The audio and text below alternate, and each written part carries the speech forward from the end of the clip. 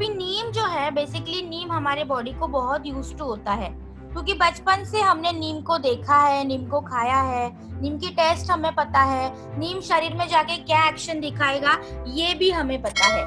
तो बेसिकली नीम के दो फायदे होते हैं। नीम के दो फायदे होते हैं। पहला तो है कि ये कीटाणु को मारता है। पहला है ये कीटाणु को मारता है, कीटाणु को खत्म करता है, कीटाणु को शरीर से बाहर निकालने के लिए ये हमारी मदद करता है। आपके ब्लड्स को शुद्ध करने के लिए, इन्फेक्शन को किल करने के लिए ये मदद करता है। मतलब ऑन एन एवरेज नीम जो है कीटाणु के ऊपर काम करता है मेनली। दूसरा इसका जो पॉइंट है, नीम आपके ब्लड शुगर लेवल को डाउन करता है। वर्ड्स के ऊपर थोड़ा ज्यादा ध्यान दीजिए। देखो, डाउन करना, ऊपर करना, मैनेज करना, कंट्रोल करना, ये तीन अलग अलग एक्शन होती है। डाउन करना मतलब डाउन करते जाएगा, उससे उसको कोई फर्क नहीं पड़ता कि एकदम डाउन हो रहा है या थोड़ा सा डाउन हो रहा है। इसकी एक्शन क्या है? शुगर लेवल को डाउन करना। मैनेज और कंट्रोल करने का अर्थ क्या होता है कि जितनी बॉडी की रिक्वायरमेंट है वो लेवल तक ले आना। तो नीम की एक्शन क्या है कि ब्लड के शुगर को डाउन करते जाता है। तो इसको कोई फर्क नहीं पड़ता कि एकदम से डाउन भी हो गई, तो नीम यहाँ पे कोई भी मैनेज की कंडीशन हमें नहीं देगा। तो नीम के दो एक्शन है, पहला तो ये इन्फेक्शन को किल करेगा और दूसरा ब्लड शुगर लेवल को ये डाउन करते जाता है, और इसीलिए मेनली नीम जो है डायबिटीज कंडीशन में दिया जाता है। अभी नीम की जो पहली एक्शन थी कि वो इन्फेक्शन को किल करता है, तो कौन से इन्फेक्शन को किल करेगा? कफ की प्रॉब्लम किसी को है, कैंडिडा इन्फेक्शन है, जैसे कि फंगल इन्फेक्शन है, काले काले दाग हो जाते हैं शरीर के ऊपर, व्हाइट व्हाइट पैचेस हो जाते हैं, सफेद दाग हो जाते हैं। लेप्रेसी के पेशेंट आपने देखे होंगे, जैसे कि जख्म होने लगती है स्किन के ऊपर, या स्किन जो है बहुत ज्यादा रेड होने लगती है, बहुत ज्यादा खुजली आपको आती है, छोटी छोटी फुंसियां आती है पानी की, अगर ऐसे आप उसको फोड़ते हो तो वापस से आजू बाजू की जगह में बहुत ज्यादा खुजली आती है और इन्फेक्शन क्रिएट होता है।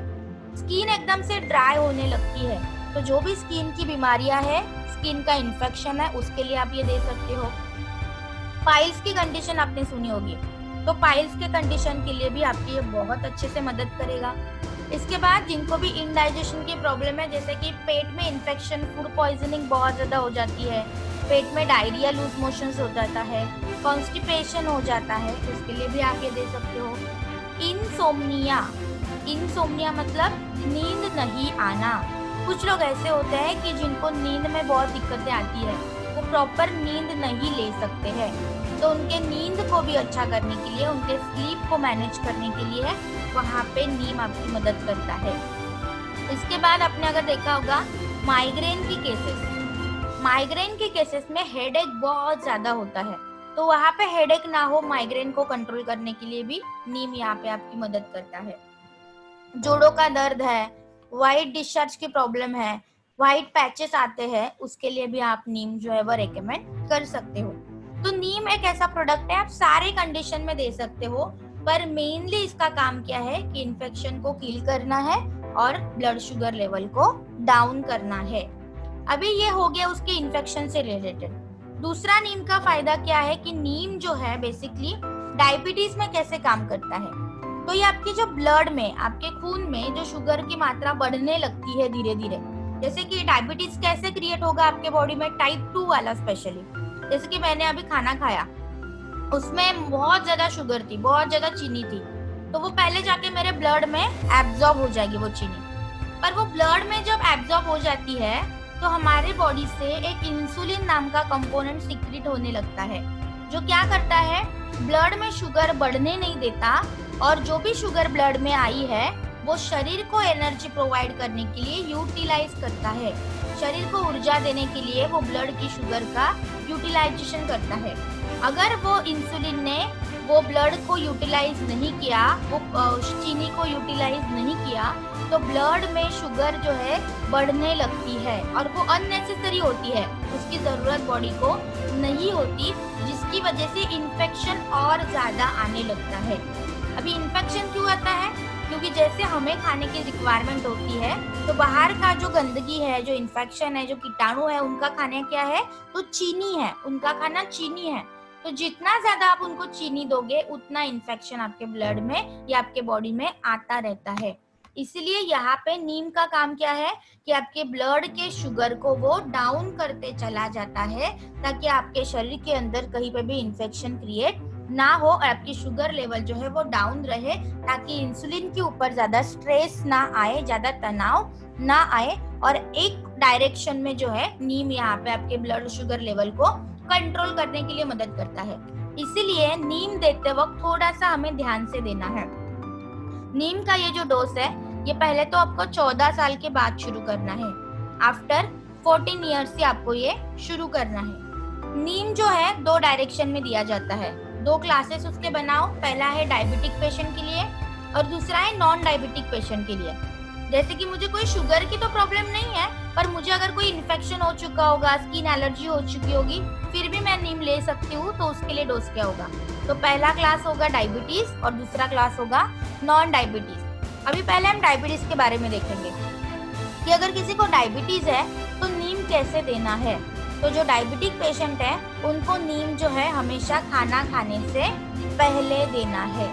जो डायबिटीज पेशेंट है नीम जो है हमेशा उनको खाना खाने से पहले देना है, क्योंकि जब तक आपकी फास्टिंग की शुगर कंट्रोल नहीं होती, मतलब खाली पेट वाली शुगर अगर आपकी कंट्रोल नहीं हो जाती है तो आप खाना खाने वाली शुगर को इजीली कंट्रोल नहीं कर सकते हो। अब ये फास्टिंग शुगर मतलब क्या है? जैसे कि मैंने सुबह से मैं भूखी हूँ, मैंने कुछ खाना वगैरह नहीं खाया, मतलब मेरा पेट एम्प्टी है, तो मैं अभी अगर जो शुगर ब्लड की टेस्ट करवाऊंगी वो हो गई मेरी फास्टिंग ब्लड।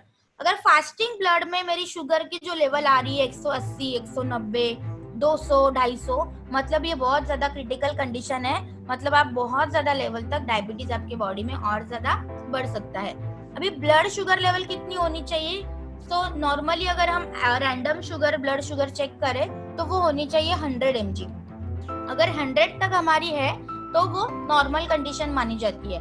पर अगर फास्टिंग में, मतलब खाली पेट ही अगर आपके ब्लड में शुगर जो है 180, 190 आ रही है, मतलब ये ऑलरेडी आप डायबिटिक बन चुके हो।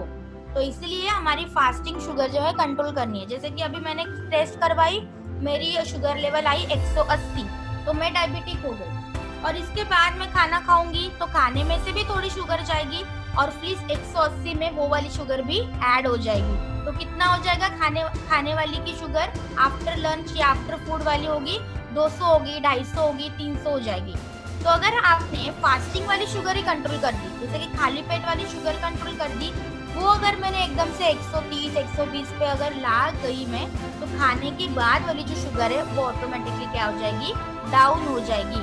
इसीलिए नीम डायबिटिक पेशेंट को देते समय हमेशा खाली पेट, मतलब खाना खाने से पहले दीजिए, ताकि ब्लड शुगर को इजीली डाउन करने के लिए नीम यहाँ पे आपकी मदद करेगा।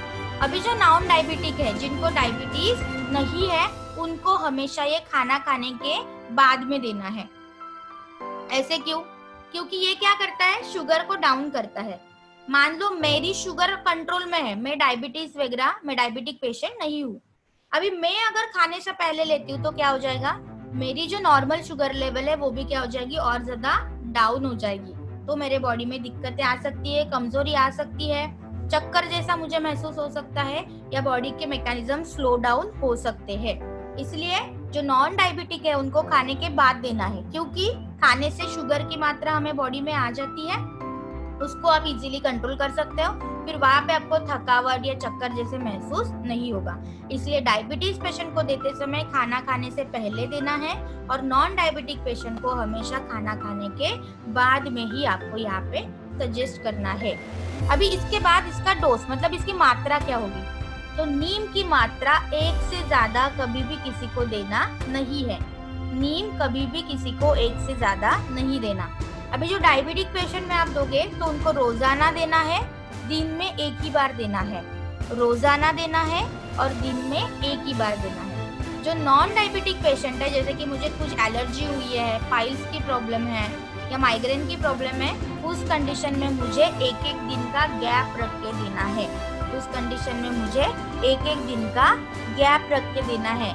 जैसे कि आज मैंने खा ली, कल मैं नहीं खाऊंगी, परसों मैं खाऊंगी, या तो 15 दिन कंटिन्यूअस खाओ और 15 दिन का गैप रखो। पर पूरे महीना जो है 30 दिन कंटिन्यूअस ये नीम आप नहीं खाओगे, क्योंकि नीम आपके नॉर्मल शुगर लेवल को डाउन करते जाता है, तो इसके एक्शन वहाँ पे मिल सकती है, इसलिए इसका डोज मैनिपुलेट किया जाता है। तो डायबिटीज पेशेंट के लिए रोजाना 1 कैप्सूल दिन में 1 बार खाना खाने से पहले, और नॉन डायबिटिक पेशेंट में 1 कैप्सूल दिन में 1 बार 1-1 दिन का गैप रख के खाना खाने के बाद में। अगर आपको लगता है कि मैम इन्फेक्शन बहुत ज्यादा है, लेप्रेसी का कोई पेशेंट है और बहुत ज्यादा इन्फेक्शन हो रहा है, तो ओरल आप जो है डोज वो मत बढ़ाइए, तो बाहर से नीम की कैप्सूल फोड़ के उसको ऑयल अप्लाई कीजिए आपके स्किन के ऊपर। वो आप कितने भी मात्रा में लगा सकते हैं, उसमें कोई भी दिक्कतें नहीं है, पर जब भी आप इंटरनली नीम लोगे वो 1 से ज्यादा कभी भी नहीं आपको लेना है। आई होप कि नीम आपको क्लियर हो चुका होगा।